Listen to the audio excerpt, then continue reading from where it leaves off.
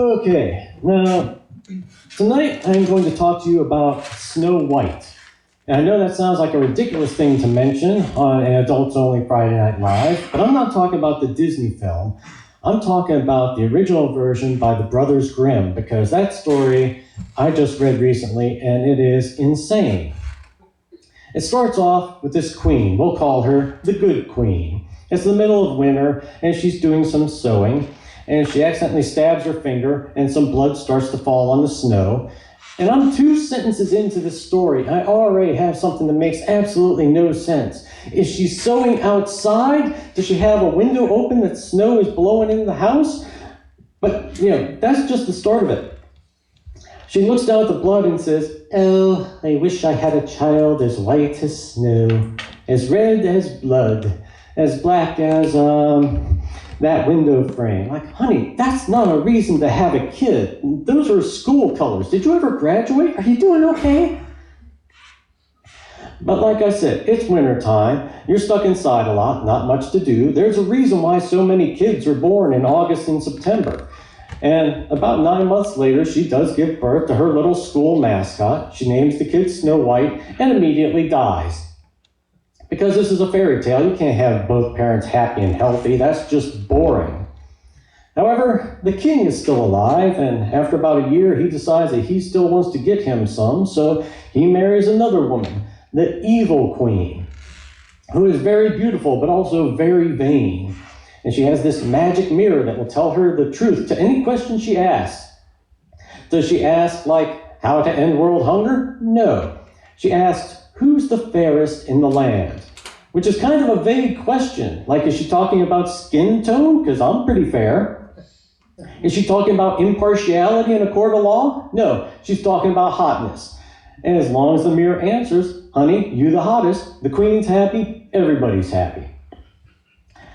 But Snow White is growing up, and she's getting prettier and prettier. And eventually, there's one day where the queen asks her story, and the mirror says, sorry, honey, Snow White is now the fairest. What age do you think Snow White is in the original story when she becomes more beautiful than the queen? 21? 20? 19? 18? 17? Getting creepy? Oh no.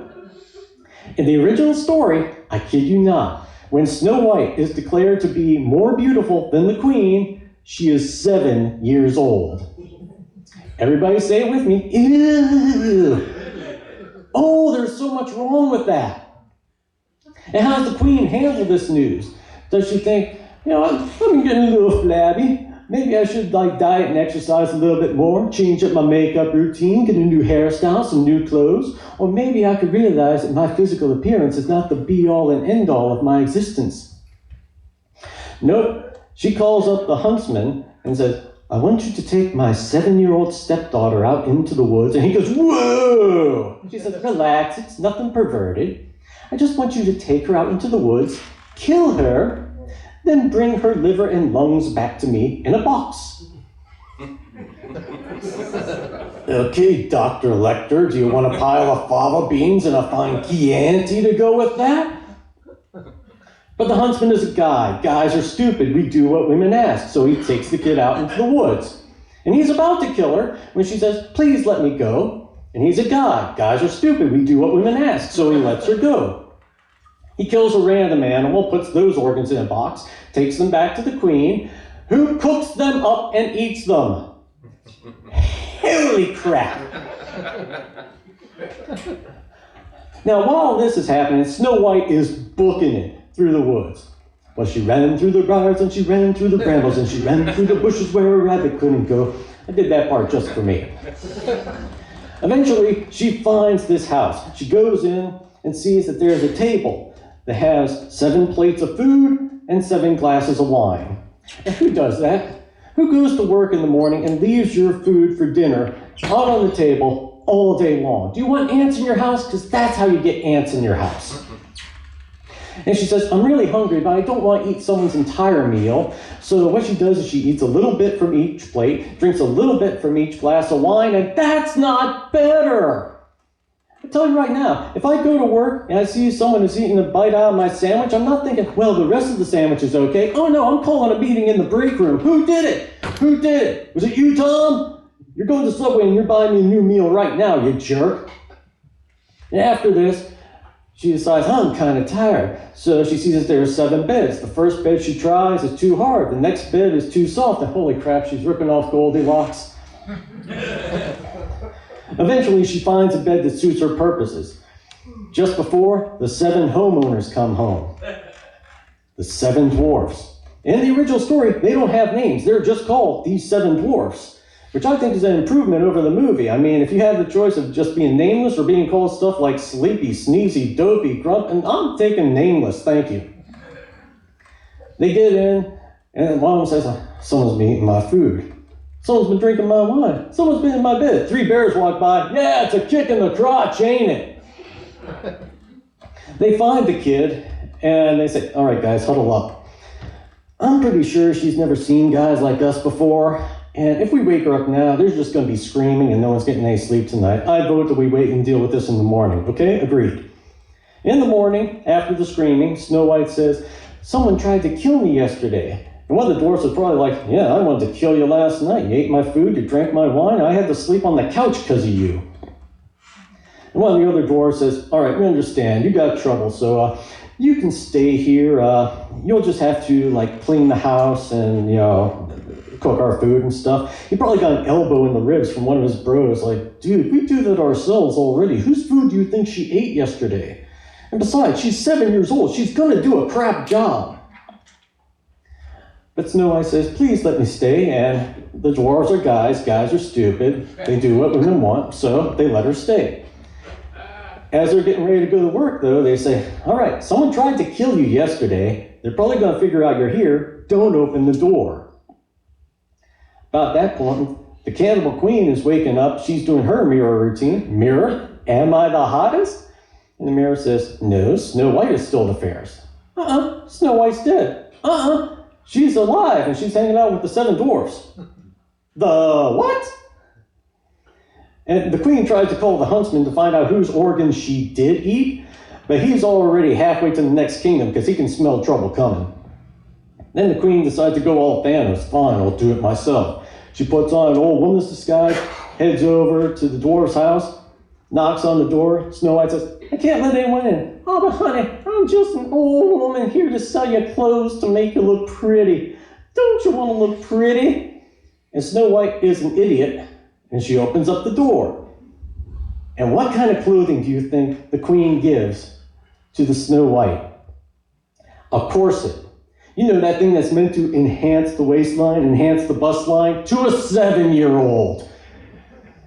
If this story is written today, the author is going to jail. And she puts the corset on, ties it up so tight that Snow White can't breathe. She passes out on the floor. And the queen makes the classic James Bond villain mistake of not making sure she's dead before she skips out. The dwarfs come home, see she's on the floor wearing a corset, and that's not suspicious at all. They loosen the corset so she can breathe, and they say, what did we tell you when we left this morning? Don't open the door. What did you do? I opened the door. Next morning, they go through the same routine. The queen does her mirror routine. Mirror, am I a sexy beast? No, Snow White is still the fairest. I killed her. No, Snow White was only mostly dead. Well, fine, I'll kill her again this time. Wench, you didn't kill her the first time. Puts on another old woman disguise, knocks on the door. Snow White says, I can't open the door.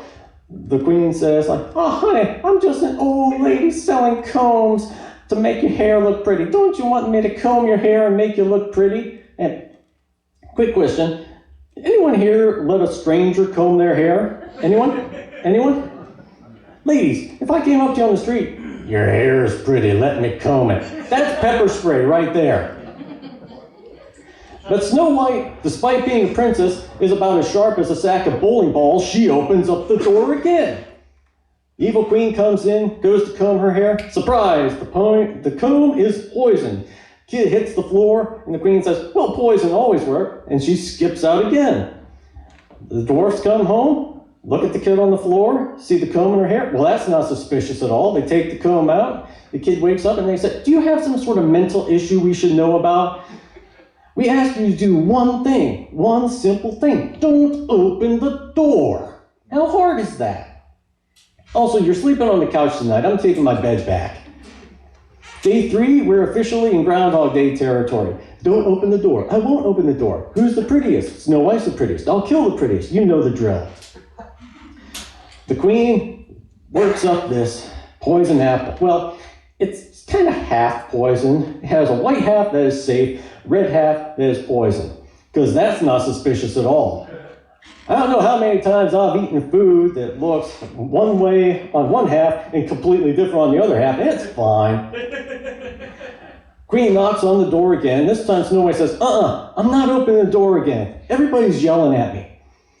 And the queen says, oh, honey, I'm just an old woman giving apples away. Don't you want a nice apple?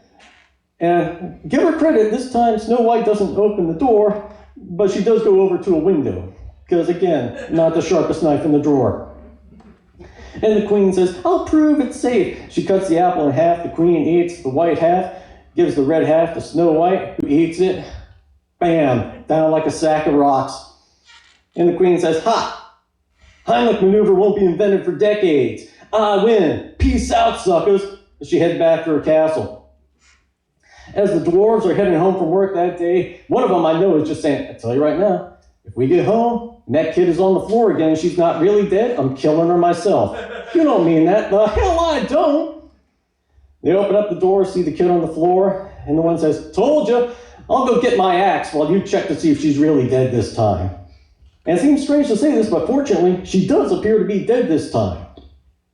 But the dwarves, they say, she's too pretty to bury.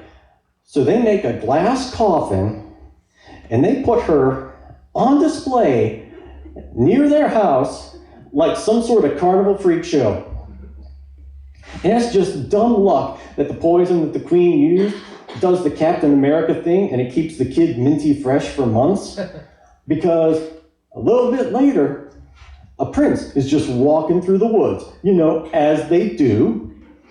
And he sees the Snow Whitesicle and goes up to the dwarf and says, please let me have her. She is so beautiful. I will give you gold and jewels. They said, we're not selling you a dead kid.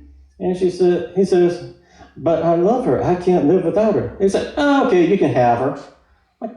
Guys, at least make some cash off of this deal. Think it through. And the prince is not going to carry this girl all the way back to his castle himself. He has servants for that, but they're apparently tired of his nonsense because one of them accidentally drops the coffin, which jars the piece of apple from Snow White's throat, and she wakes up, says, where am I? The prince says, with me, marry me. And she says, okay. Again, I cannot stress this enough. 7 years old. And think about this. Snow White has no idea how long she's been in the box. As far as she knows, she ate an apple, and next thing she knows, she's fallen out of a glass coffin. That means, from her perspective, in the space of like a week, she has survived 4 assassination attempts and gotten engaged to a prince. It's a good thing all this was happening while she was so young, because that gives her time for the years of therapy she's going to need to recover from this insanity. And now we hit the final act, which is the wedding of Princess Snow White and Prince whatever the heck his name is. And they have invited the evil queen to the wedding, which is a baller move, gotta say. And the evil queen is so stupid, she goes, which turns out to be a big mistake on her part because they have figured out that she's responsible for all these problems, and the newlyweds have decided to have a wedding present by killing the evil queen. And how do they do it? They make her put on red-hot iron shoes and dance until she drops dead. No one in the story does anything the simple way. I mean, God, if the queen had just punched Snow White a few times in the face when she was getting prettier, all of this could have been avoided.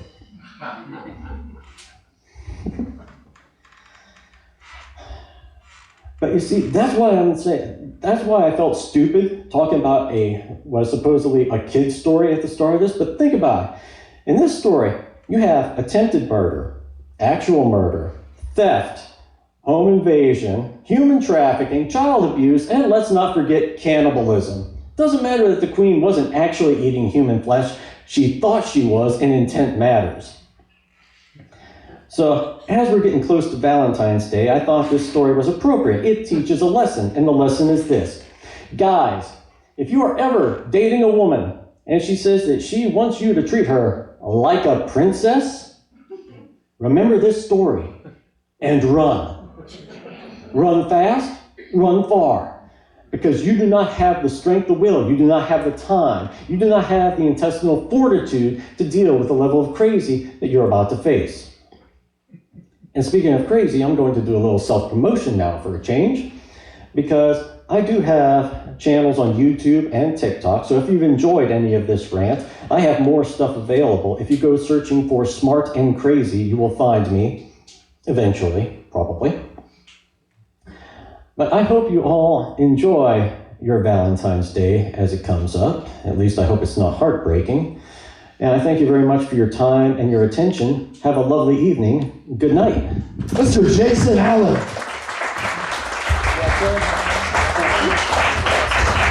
Awesome job, buddy. Woo!